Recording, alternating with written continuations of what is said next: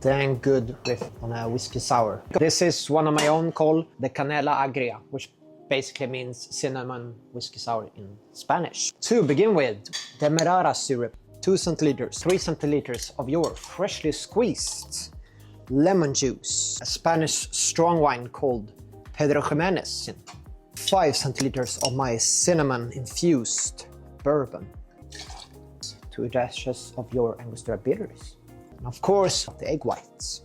There we go. And to dry shake this a bit, to fluff it up, big ice cubes, filled coupe glass, fine strained.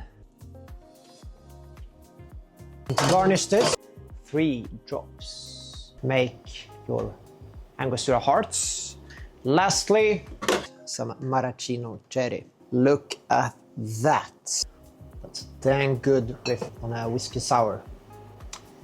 Cheers. See you in the next one.